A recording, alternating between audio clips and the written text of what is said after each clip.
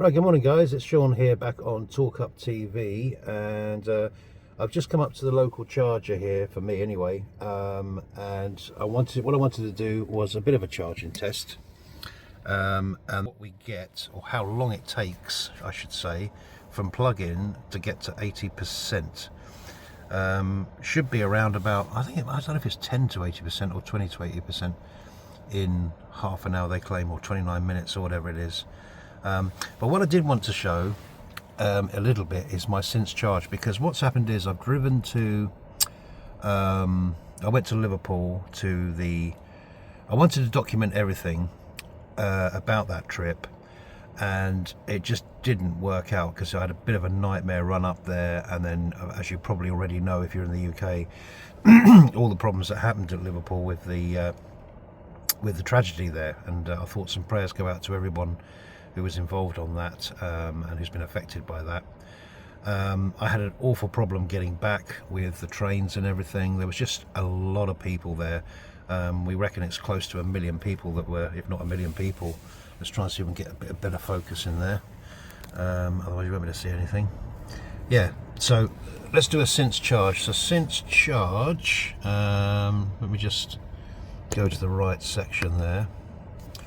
Long term since charge. Right, so we've done, so I went up there and back on one charge. I haven't charged up since. I've done a little bit of running around back here in the car as well, but that's what basically, I mean, that 12 hours doesn't mean anything because it's just, you know, since the charge thing, that's not driving time as such.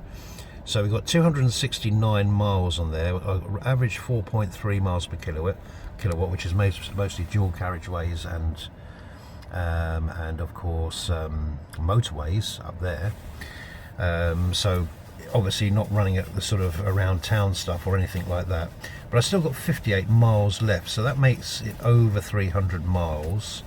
You probably won't quite get the 58 out of it. Let's just say there's 50 there. So that's going to knock this up over 300.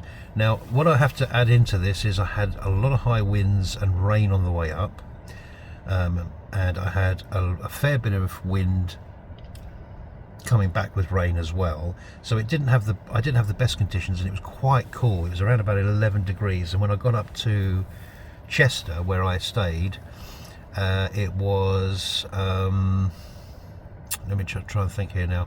It's roughly around about 9 degrees, between 9 and 10 degrees. So not the best temperatures. Now today we've got 17. I haven't preconditioned the engine at all, because you can do that on this car, and I'll show you about that in a minute. But but yeah, the Skoda Enyaq, it goes further than I do. Let's put it like that. It's not a bad car in terms of the range and that you're getting on it. It's got a claimed 354, I think it is, and you're looking at probably 320, but that's in those conditions. In more ideal summer conditions, like warm weather with no wind and stuff, I reckon you get near to closer to the claim range. And if you weren't doing motorway all the way, don't forget this is motorway driving. I'm talking about over 300 miles. This car, that's pretty good for a fairly heavy, bulky sort of car, really, you know. So yeah, it turned out to be. Sorry, I got something right in my eyes there. It turned out to be a really good journey in that respect, but like I say, the extenuating circumstances around the whole event, which you probably know that from the news and everything, is that a van went ploughing into the crowd. I mean, it's just crazy, really unbelievable scenes. I didn't see that. I was already heading back towards the station to get back to Chepstow, back to what you call it, and I couldn't for the life of me imagine what that must have been like, you know, to have been involved in that situation. Outside and surrounding that, the actual Liverpool celebrations were magnificent. You know, the fans were brilliant, and it was a really great time to celebrate, really. But just that marred the whole day, and there's around about 70 people injured in that. Fortunately, no one killed. Some might have injuries ongoing from all of this, I don't know. But he just went ploughing into the crowd and went straight through, and the crowd were trying to stop the car, and it was a mess. So a very tragic event to to end what should have been a day of just sheer celebration, really. So I decided not to do any videoing of anything around that at all. I've got a few pictures which I might put up in terms of the event itself, you know, but yeah, I thought out of respect I'm not going to do a detailed minute by minute thing of all of this and everything like that. I didn't even feel like I wanted to, by the way, anyway. And also getting back from Liverpool Lime Street station back to Chester was quite something, you know, so it was really just too many people, of course, really was the bottom line on it. So anyway, enough about that. So for today's video, I just want to see how long it's going to take, really. Do we get I haven't preconditioned it. It's 17 degrees, so that's not bad. Doesn't mean to say the temperature of the battery will be anything near that, because obviously I've just started the car up and driven straight up, which is only a mile away, to the fast chargers where I charge all the time. It's had, since I've had it, I've had 2 slow charges on it and 1 fast charge. That's all I've actually charged on this car so far since I've had it. As I say, you don't need to charge it that often because it's such a great car.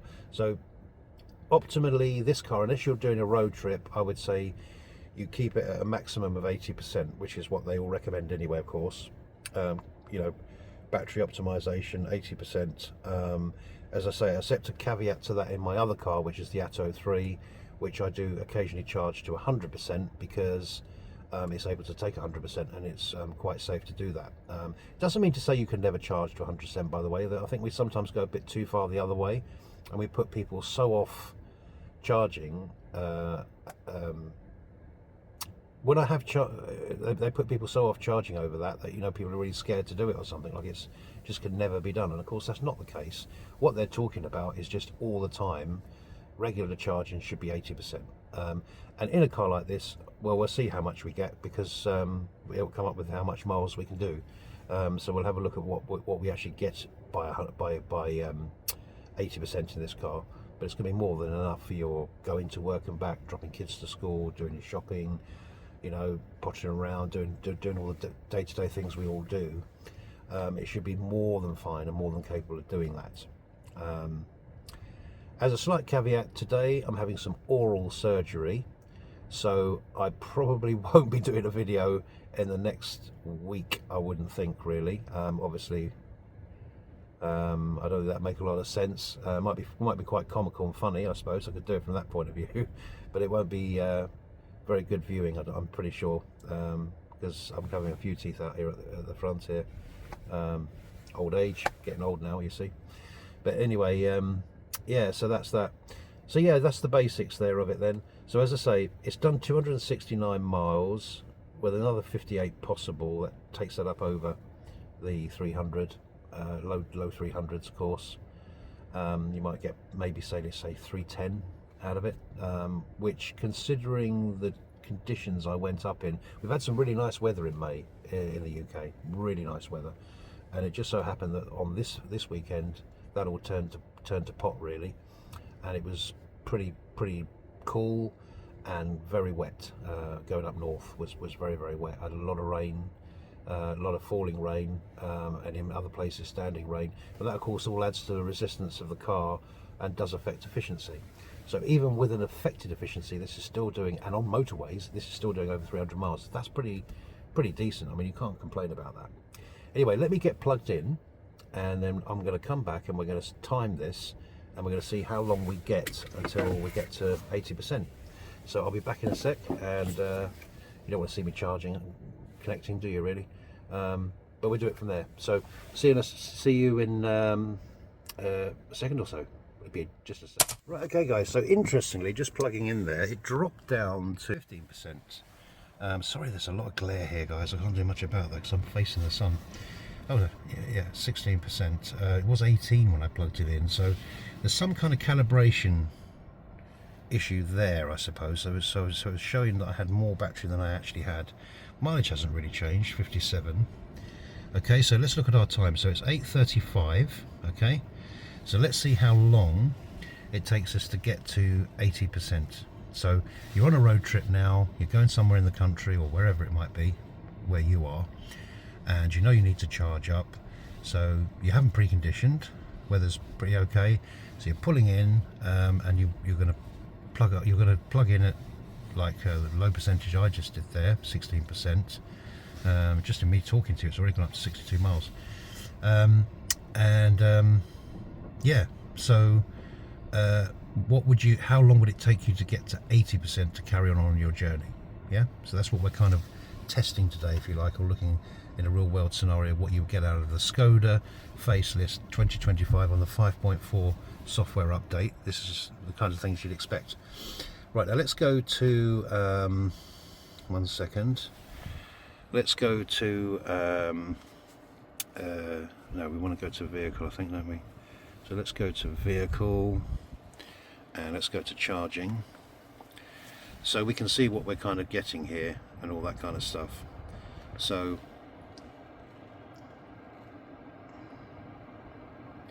we're getting 105 kilowatts at the 106 kilowatts at the moment, and charges 8 miles each minute. That's what it's claiming there. Okay, so we're at 20% and 72 now miles. I'm only charging up to 80, as you can see there, so it'll click off at 80, which is good. You can, by the way, move this. You can move this up and down. You don't have to have it on 80%, but I like to have it on 80% if I'm not going on a road trip. So road trips, I put it to 100, because you might as well, you know, you might as well get the most out of it that you can. But for your day-to-day stuff, I would charge it to an 80% on this particular battery chemistry and this particular vehicle. Now, you'll have heard me in a lot of my videos claiming that, oh, you know, charge to 100, but that's in a totally different battery chemistry on the blade battery of the BYD Atto 3, which you can do that, and I recommend you to do that, probably even once a week, depending on how much you use your car. That's got a lower, smaller battery than this, and you need to charge it more regularly than this one for most of the stuff you're doing. So, but I just happened to have done 2 quite long road trips in a row. I took my son went to pick up some stuff for my son in Bournemouth, which that video will be coming up. There's a little bit of a driver impression on that one, and everything else. So yeah, guys, this is life with the Skoda Enyaq 2025. I mean, in my other videos, so I might as well mention it now, I've recommended that if you're in the market for an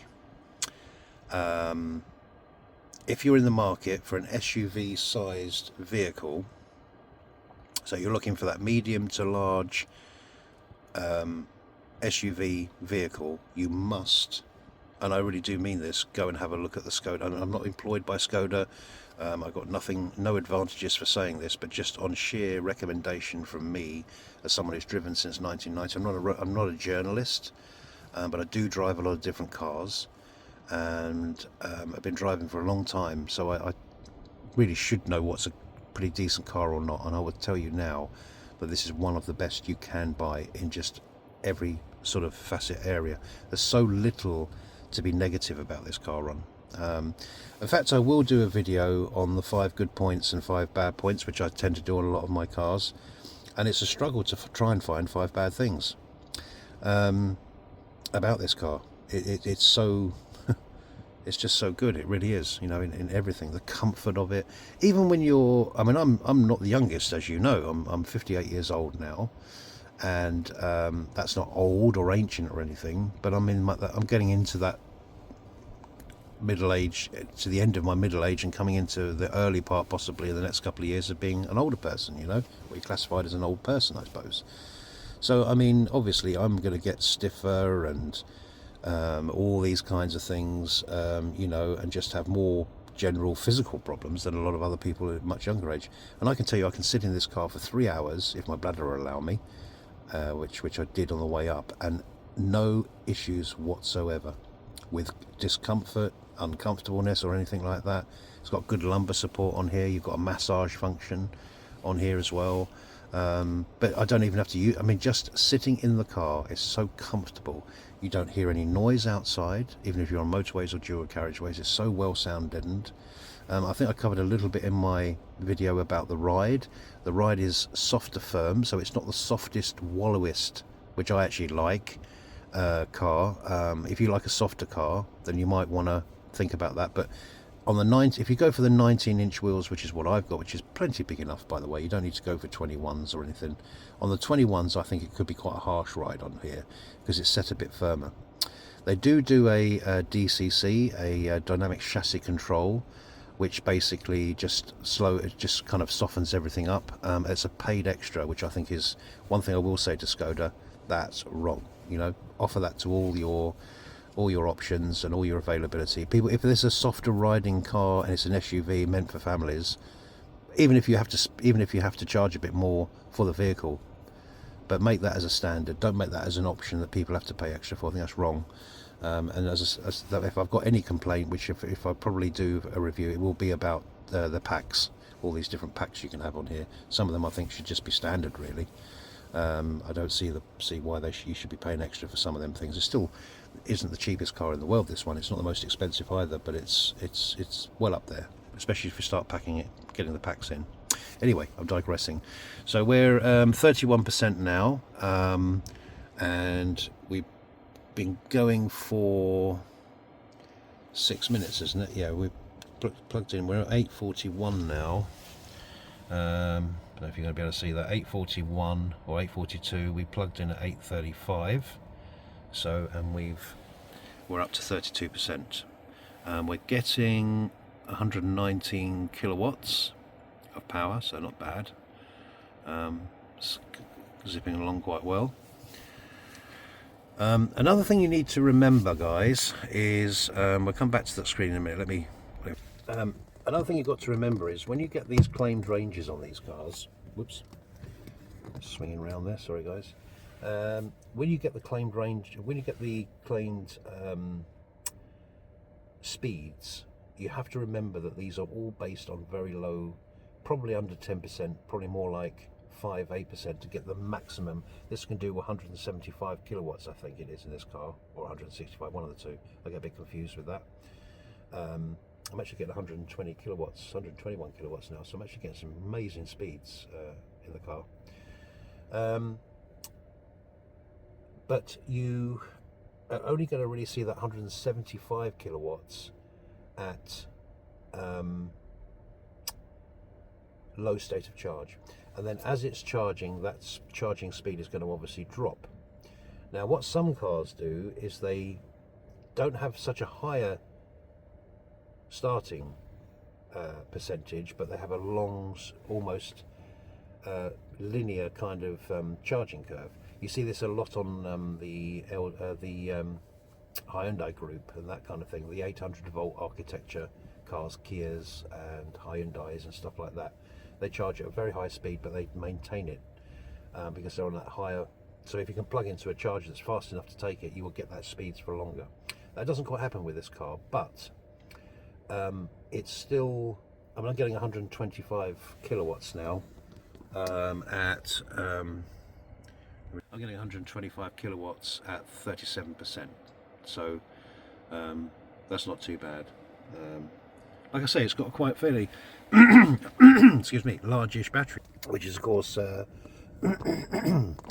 it's a fairly largish battery, really. So 77 kilowatt usable, I think it's an 83 or something total, something like that. Sorry guys, I got a really wet in Liverpool. I think it's giving me a bit of a chesty kind of cough almost, really. But hey, look, I'm halfway to 80% now. I'm up on to 40%. I've already gone from 53 miles to 141 miles. So if I unplug now, I could actually drive to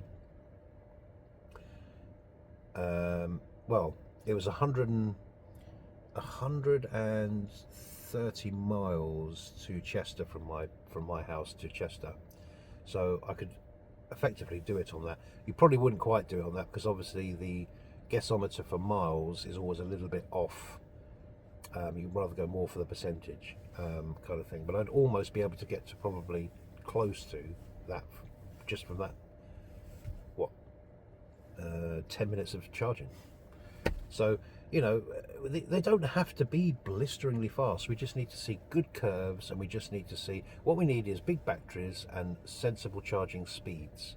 One of my problems with my other car, the Atto 3, is that it's the charging speed is just so low on it. It's a maximum of 80. I would never see anything. I mean, I can't get these speeds over here. But it's still a 60 kilowatt hour battery in the Atto 3, you know, so you still want to be, you know, I don't know if class leading is the word, but you just want to have reasonable charging speed. If you're going on a road trip, you don't want to be long at places, but you want to be long enough. I mean, you can drive 3 hours in this car, no problem, and you probably don't even need to charge after you've been stopped off for 3 hours. But let's just say you do charge, what we're doing an experiment of here now. It's enough time to go in, grab a coffee or something, grab a sandwich maybe, and all that kind of thing. Go to the toilet and come out, and by the time you come out, you're more or less there. It's 10 minutes there just to get halfway. So yeah, it's actually no problem whatsoever. No problem, absolutely whatsoever. It's a great car. But let's go over the car a little bit. You know, I've done a bit of a driver dynamics in my other video, but I can share some of it here as well in case you don't see that one. You're been more interested in this one as an example. So obviously down here you've got your cup holders and everything, and all this works well. This works really well for charging your phone up. I will say one thing: the charging pad here seems to blow warm air. I think I mentioned it on another video. And the problem with that is obviously it overheats the. I thought it was meant to cool it down actually, if anything, but it seems to be blowing sort of a light warm air, which is quite interesting. So I haven't actually used it much for the wireless charging. I tend to use this because this is pretty quick. I think it's 45 kilowatt. I think it's 45. Which isn't bad, of course. So there we are. So I'm getting 125, no, 120, between 124 and 125 kilowatts. We're up to 47%, and we've been plugged in for 13 minutes so far. So not too bad. Almost half the battery. Well, I didn't charge half the battery because I plugged it in at 15. Was it 15, 16%? We're already up to 48%, so you know this isn't going to be a long sort of stoppage over here. So, but anyway, so I think what I'll do, rather than me just rabbiting on for the sake of rabbiting on, I'll probably go for a minute, and then we'll come back once we get the times. Once we get to 79%, we'll get it set up, and then we'll see what mileage we've got, how long it's taken us to get to that 80%.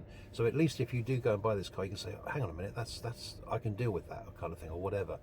So if you're someone that does a lot of mileage, and I do feel the best use case of this car is going on long trips. Actually, I would say that, even though it's brilliant round town, it has a travel assist. We're going to do some videos on that, what it's like at slow speed, even with the cruise control on, manipulating you through stop-go traffic. It's good on that, I've noticed as well, and it's brilliant round town still.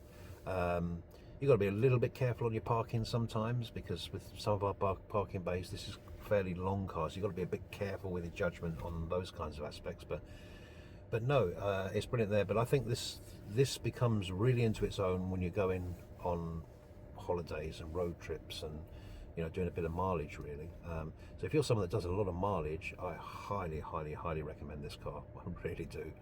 And then I would actually say look at this before anything else. That's how much I rate this car. I really rate this car very highly. The Skoda Enyaq is a brilliant car, so well built. Even down now, this is the entry level materials really, but this nice cloth material here is lovely. That's why I never spec'd it up to one of the higher ones, because I just thought, well, the entry one's just as nice for me. I mean, I love this material, and it's on the door cards as well. And you know, and then you've got that lovely speaker line that goes in there. This looks like it's really hard plastic, but it's actually a squishy plastic, so you can put your elbow up on there and it's not that bad at all. These chairs are so comfortable. If you notice, you've got this little extended bit here, this extended swab here, which gives you a bit of under thigh support as well, so if you're on a longer trip you don't get so tired, your legs don't get so tired there. On my version I've got only mechanical electric adjustability on the driver's seat. Actually on this one, it's just mechanical on this one, on this side. You've got Isofix in the front, Isofix in the two rears as well, so you've got 3 Isofix possible Isofix points. But no, it just runs so well. It's such a great car and then you just take into the fact that it's so well, you know, the chassis and everything is just so great on it as well, I think, you know. I mean, I'm not saying it's for everybody. Some people might want it a bit softer than this, because as I say, it's a softer, firmish. You feel everything, but it doesn't come in. It doesn't come in at you. You know, you don't get out after 2 hours of driving and think, God, I feel like. I mean, I've been in some cars where I get out and I feel battered. You know, I feel like, God, blimey, it's nice to get out of that car. The way it's bouncing over everything. We don't have the best roads in London, in the UK, as you know. If you're from the UK or you live in the UK, you'll know that.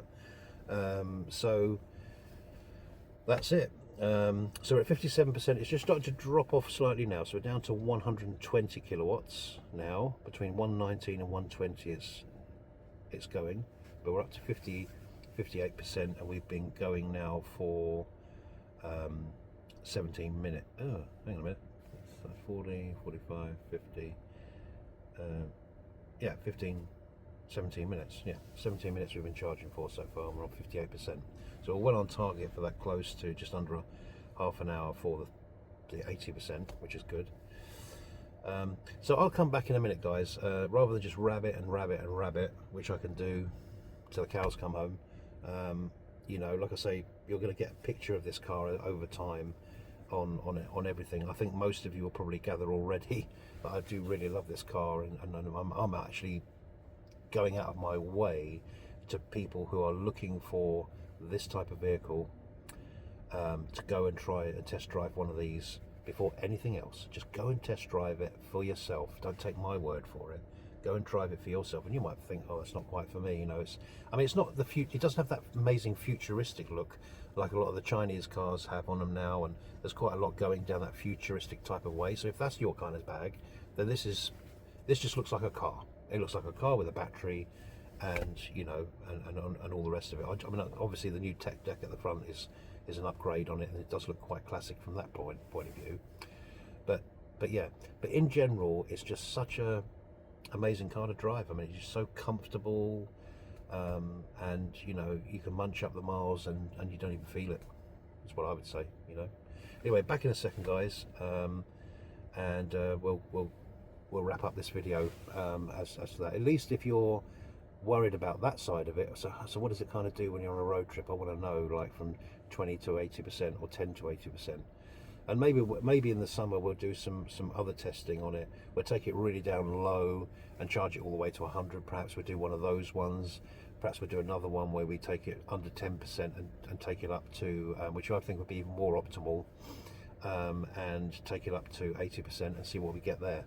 So there's lots of ways of doing it, but yeah, that's what we're looking at there. Anyway, catch you soon, guys, and I'll let you know all the results. Right, okay, guys, so now we're on 77%, which gives us 277 claim miles. It says there charging should finish at 9:02. We're currently at 9:01. If it does finish at 9:02, that would mean it's a 25, 26, 27 minutes that would have taken, but that's without any preconditioning, because you can actually obviously set a preconditioning for this car. So is that down in the, well, we won't change it right now because we'll see what we get. So on 78%, 281, we're getting 77 kilowatts. I noticed at 72% it drops down to 99 kilowatts, so just under 100. So up until 70% you're going to get over 100. Most of the time you're going to be on about 125 from 15. I reckon if you go down to very low state of charge, that's where you're going to see the 160s and all the rest of it for that side of it. But yeah, so there we go. It's now saying 9:03 till it gets to fully charged, so that would be 27 minutes. I think that's around about the claimed, what they claim anyway. So you're really getting the claimed speeds that they say as well, which is not always the case with every car, by the way. So we have to mention that. So I can't drive 286 miles without having to stop to go to the toilet. So even to 80%, there we are. No, we're at 80, so that's going to click off now. So we're at 80%, and we've got 287 miles. It's 9:02 actually, so that's 20. We've done that in 27 minutes, didn't we? Yeah, 8:35 we plugged in. It's now 9:02, 27 minutes. So in 27 minutes we put, we've managed to get it up to 80%, 287 miles. But that's brilliant. So that's really good. I'm more than happy with that, and that's enough time, isn't it, to step in, have a drink or whatever, and get yourself up to 80, and then you know you're going to have another 280 odd, you know, well over 280 miles with which you can go to. You know, I mean, I don't know where 280 miles would take me. I mean, it's 130 to Liverpool roughly, where I went on the weekend, where I went on Monday there. So up to Blackpool would probably be somewhere closer to 200, so you could probably go even above Blackpool from where I live in the southwest. So that's tons. I mean, it's tons and tons, more than enough. So in this car you have no worries about range, you have no worries about battery size, you have no worries about long trips. It's all just there really. So that's what you'd be looking at if you were stopping off on the motorway and you're getting down to, like, as I was, 15%, you pull in. That's the kind of rough times, and it can get it slightly faster probably if you do the preconditioning, because the battery would have been not at optimal temperatures because I just drove it 1 mile up to here. But obviously what you would do is actually, can we look at that setting? Let's have a look at that. I don't know where I get that now. Where do I get the setting where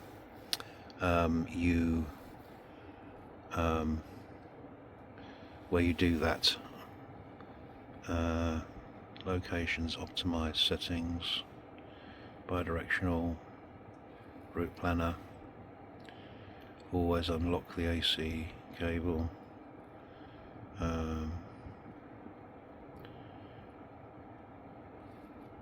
I can't find where that is now. I'm still learning about this car guys, but when I find that I'll show you. There's that section there where it shows you how you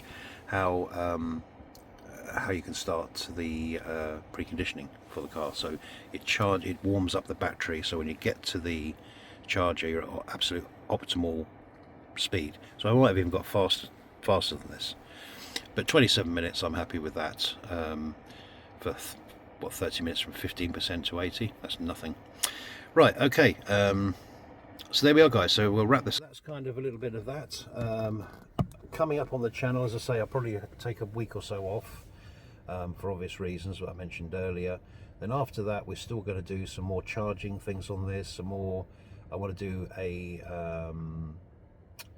adaptive cruise control thing on this car, because it's got very good adaptive cruise control on here as well, with the lane changes. It changes the lanes on indication, so we'll put all that to the test and see how that does on a motorway. We'll also look at the stop and go side of this, the travel assist, where you can be in traffic and it will, you know, stop and go and just, you know, without you having to be sort of permanently on the pedals. So if you're stuck in traffic for a longer period, you know, through roadworks or something. There's so much roadworks at the moment, it's half term, it's unbelievable. So something like a travel assist is quite handy in that situation. So yeah, so we'll look at all of that. I've done the infotainment system one. Thanks for watching that video, guys. So yeah, then we'll perhaps do some space. Let's see how much we can actually get in the car and stuff like that, because obviously it's known for its cavernous space. So we'll put that to the test. I've got a few dump runs coming up. Maybe we can test it that way actually and see just what we can actually get in the car. But that'd be an interesting video as well, I think so. So anyway, I'll catch you on the next one, guys. Thanks for tuning in and watching this one, and speak to you soon.